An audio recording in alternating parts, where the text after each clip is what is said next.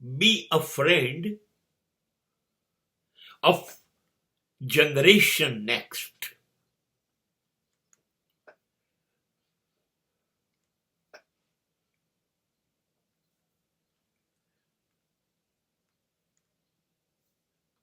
Parents and teachers can be a very good friend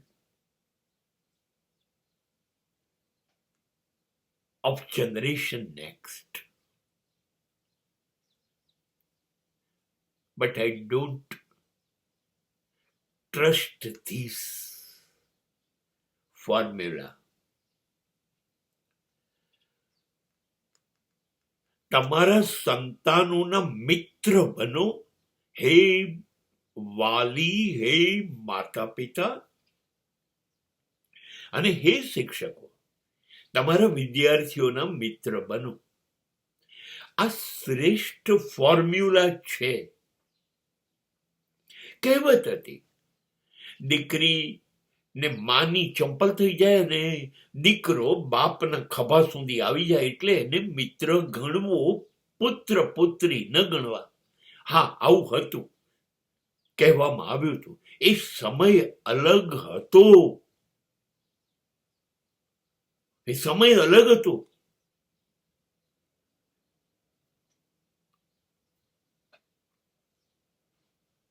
શિક્ષકો વિદ્યાર્થીઓને મિત્ર અથવા દીકરો જ ગણતા. એ સમય અલગ હતો. જ્યારે ભણાવ્યું ન હોય છતાંય દ્રોણાચાર્ય કહે તો એકલવ્ય પોતાનો અંગૂઠો આપી દે. એ સમય અલગ હતો. એ સમય અલગ હતો કે જેના માટે બોલીએ છીએ કૃષ્ણમ વંદે જગદગુરુ. એ કૃષ્ણ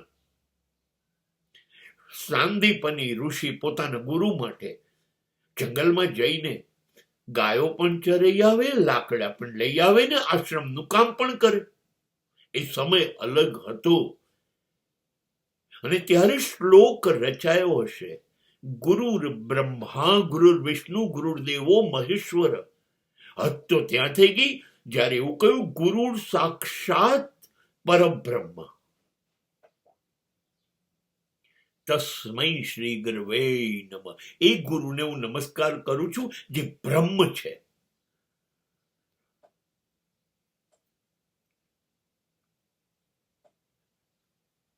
આ પૃથ્વી પર હવે મારે ઈશ્વરની જરૂર નથી, કેમ કે મારી પાસે માતા પિતા છે. એ સમય હતો.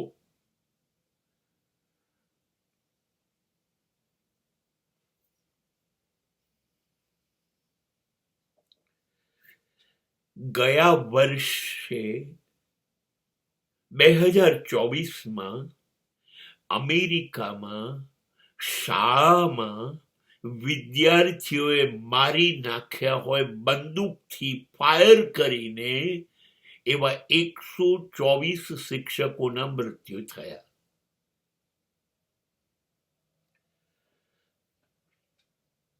આ સમય છે. આ સમય છે.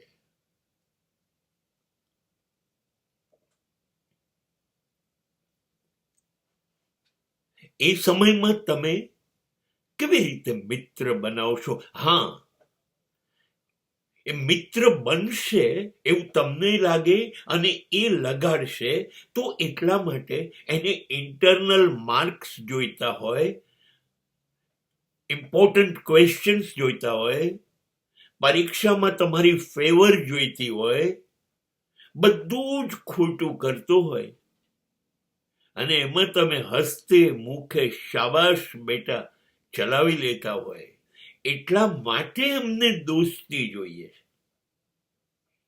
હવે આમાં ક્યાંય તમે મદદ નહીં કરો અને જરાક કડક બનશો તો વિદ્યાર્થીની મિત્રતા ગાયબ.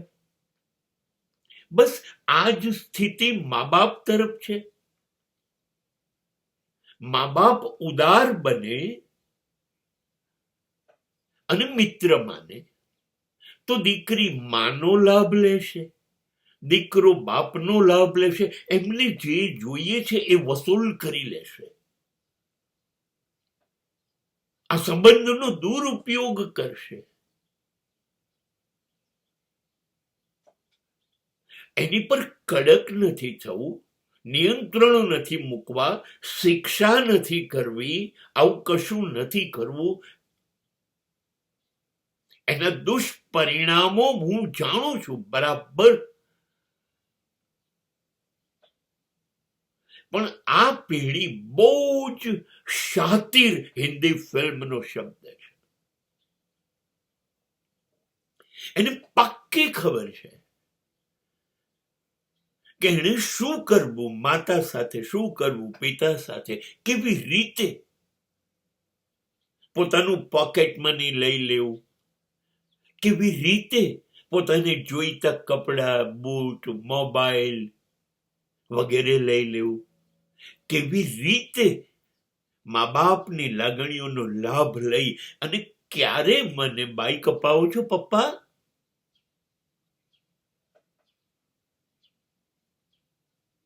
આ લોકોને આ ખબર છે, આ ખબર છે. આ જનરેશન એ છે, આ એ જનરેશન છે. આ શ્રવણ વાળી પેઢી નથી.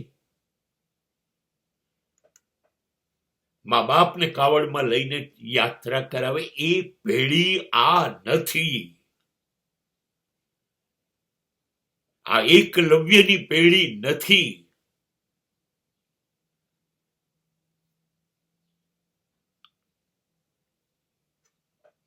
એવા સંજોગોની અંદર બહુ ભયજનક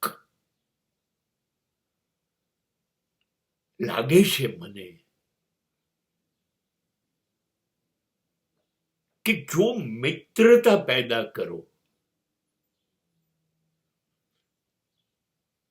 કે વાતાવરણ સરળ રહે, હા તો વાતાવરણ સરળ રહેશે, પણ નવી પેઢી માટે એમની મન મરજી પૂરી થશે, એ ધાર્યું કરશે અને કરાવશે તમારી પાસે, અને તમે 100% છેતરાવાના છો.